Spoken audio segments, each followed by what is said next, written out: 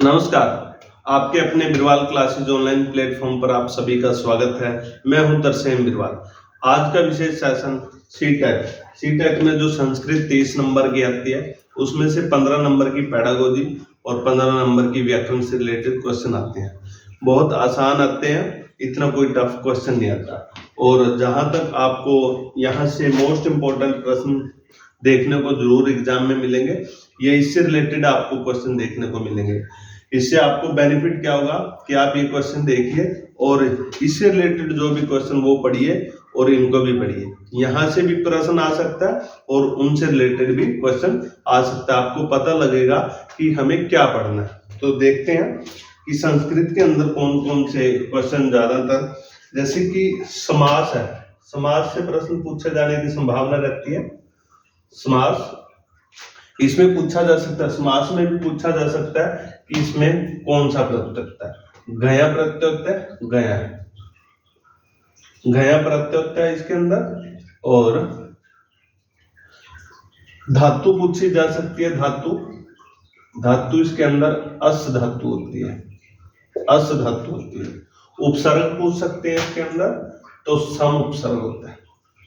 ऐसे ऐसे प्रश्न पूछा जा सकता है। समास के अंदर गया प्रत्यय होता है, धातु अस होती है और सम उपसर्ग होता है। फिर उसके बाद इसमें पूछा जा सकता है कि पूर्व पद प्रधान, पूर्व पद प्रधान, पूर्व पद प्रधान पूछा जा सकता है। कौन सा होता है? अव्ययी भाव समास होता है।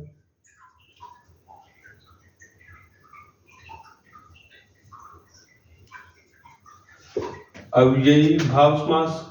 और उत्तर पद पूछा जा सकता है, तत्पुरुष समास। ये पूछा जा सकता है। प्रश्न पूछा जा सकता है दोनों पद प्रधान किसमें होते हैं?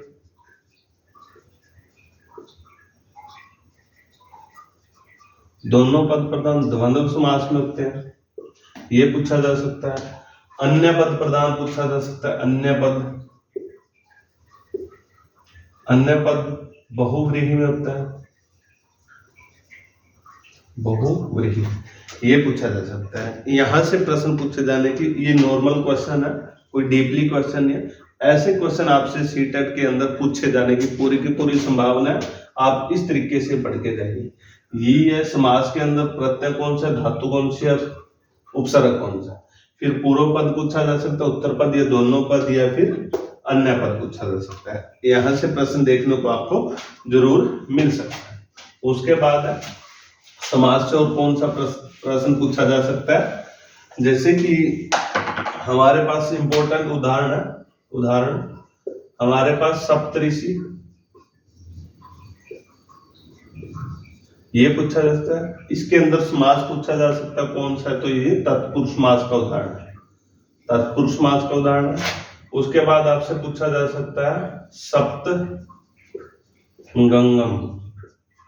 सप्तगंगम पूछा जा सकता है। इसके अंदर कौन सा, अव्ययी भाव समास है, अव्ययी भाव समास होता है। और उसके बाद पूछा जा सकता है आपसे चोर भयम, चोर भयम, चोर भयम में कौन सा समास है, इसके अंदर भी पंचमी तत्पुरुष समास होता है, पंचमी तत्पुरुष समास। उसके बाद आपसे पूछा जा सकता है महाराज में, मोस्ट इंपोर्टेंट उदाहरण है महाराज है, इसके अंदर कौन सा होता है, कर्मधारय, कर्मधारय समास होता है। उसके बाद आपसे पूछा जा सकता है पीताम्बर, पीताम्बर, पीताम्बर पूछा जा सकता है। और पीताम्बर के अंदर कौन सा समास होता है, बहुव्रीहि समास होता है। ऐसे उदाहरण आपसे पूछे जाएंगे। बहुव्रीहि समास होता है। आपसे पूछा जा सकता है राजदंतम, राजदंतम, ये इसमें पूछा जा सकता है कौन सा समास है, तत्पुरुष समास। ये तो हुए समास से रिलेटेड क्वेश्चन। यहां से इस तरीके से आपसे प्रश्न पूछे जाने की पूरी संभावना रहेगी। उसके बाद आपसे, जैसे हमारी धातु वगैरह, रूप वगैरह होते हैं, वहां से प्रश्न पूछा जा सकता है। जैसे दा धातु है, धा धातु में जैसे कि ददाती है, ददाती, ददाती कौन सा है, मतलब इसमें कौन सा पुरुष है, तो ददाती हमारा प्रथम पुरुष है, प्रथम पुरुष है। ये पूछा जा सकता है कि ददाती में कौन सा पुरुष है, प्रथम पुरुष है, और ये वचन कौन सा है, एक वचन, एक वचन। ये ऐसे पूछा जाएगा कि जो ददाती में पूछा जा सकता है कौन सी धातु है, दा धातु है। ददाती कौन सा रूप है, लट लकार का, लट लकार है इसमें, लट लकार,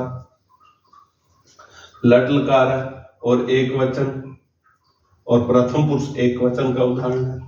और पूछा जा सकता है ददती, मोस्ट इंपोर्टेंट उदाहरण, ददती, ददती में दा धातु है, और ये प्रथम पुरुष है, प्रथम पुरुष, प्रथम पुरुष का बहुवचन है, बहुवचन।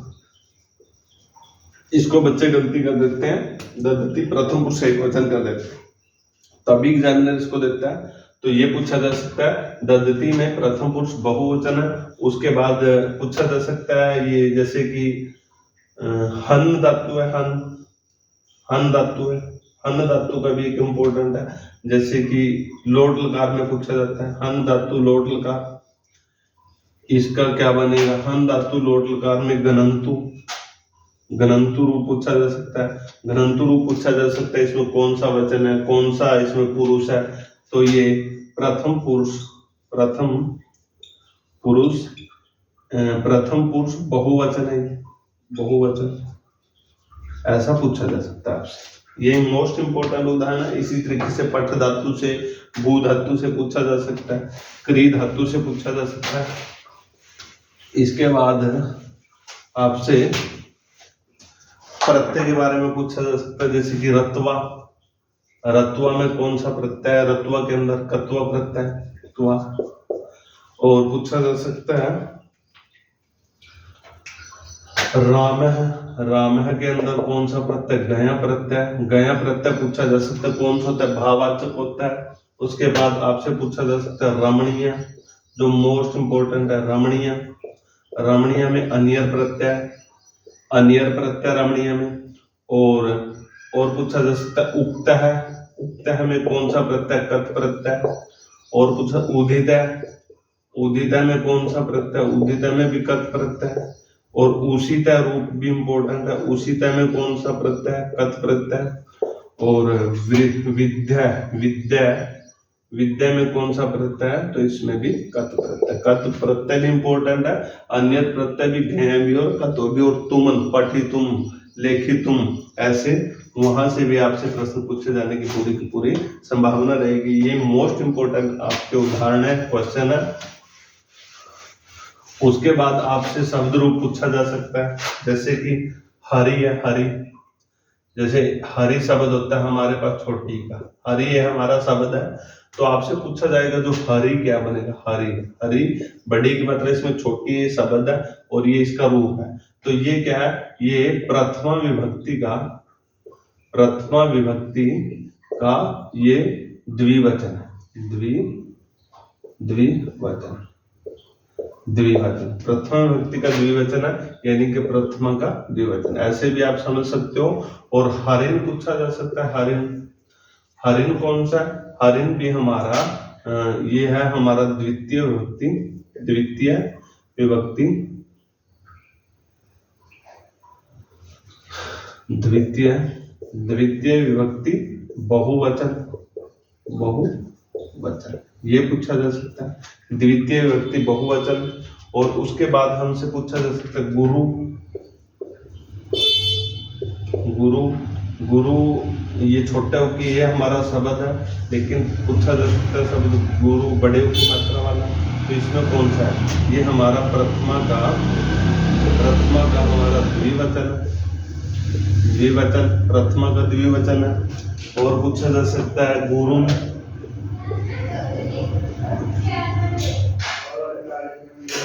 गुरु ये पूछा जा सकता है, ये हमारा द्वितीय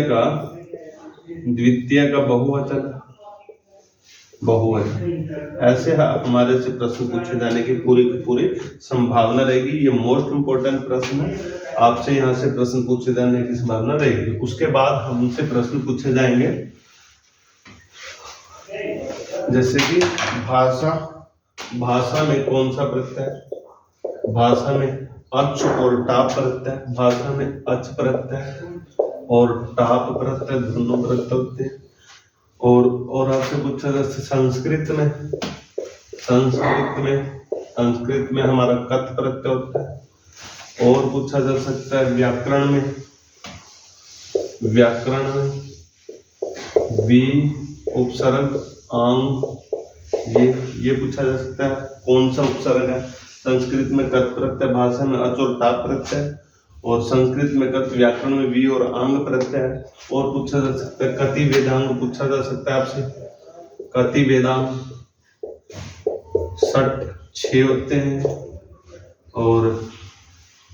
और पूछा जा सकता है क्वेश्चन 6। उसके बाद पूछा जा सकता है आपसे किम मुखम समृतम, ये पूछा जा सकता है किम मुखम समृतम, तो ये आंसर आएगा व्याकरण। और आपसे प्रश्न पूछा जा सकता है ऐसे ही सारे के सारे मोस्ट इम्पोर्टेंट प्रश्न है, ध्यान से इसको देख करके जाना। आपसे प्रश्न पूछा जा सकता है क्या सूत्रकार है, ये पूछा जा सकता है। तो सूत्रकार कौन है? पाणिनि। और क्या वार्तिकार है?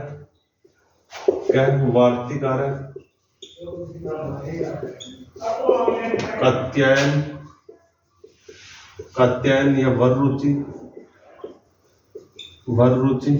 कात्यायन या वररुचि।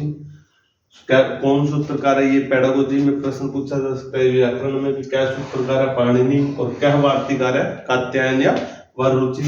और पूछा जा सकता है क्या भाष्यकार है? ये हमारा भाष्यकार कौन है? पतंजलि। और पूछा जा सकता है पंचपाठी इत्यस्य कै रचयिता। तो पंचपाठी के रचयिता कौन है? तो ये हमारे पाणिनि। ऐसे आपसे प्रश्न पूछे जाने की पूरी संभावना रहेगी। ये मोस्ट इंपोर्टेंट प्रश्न है, आप इससे रिलेटेड जरूर पढ़ते रहिए, तो आपको कहीं ना कहीं प्रश्न देखने को जरूर मिलेंगे। धातु रूप पढ़िए, शब्द रूप है, जैसे रामाणाम षष्ठी विभक्ति बहुवचन है, गुरु नाम पूछा जा सकता है षष्ठी विभक्ति बहुवचन है, और हरि नाम पूछा जा सकता है षष्ठी विभक्ति बहुवचन है। और आपसे पूछा जा सकता है जैसे भू धातु का भवति भवता भवंती भवसी भवता भवत भुवामे भुवावा भुवामे, इनमें से लकार पूछा जा सकता है कौन सा होता है, जैसे लटलकार के बारे में पूछा जा सकता है कौन सा काल है? वर्तमान काल। तो इस तरीके से आपको ये संस्कृत के प्रश्न आशा करता हूँ समझ में आए होंगे। और अगर आप इसी तरीके से प्रश्नों को देखना चाहते हो तो जुड़े रहिए हमारे साथ। आज के लिए इतना ही। जय हिंद, जय भारत।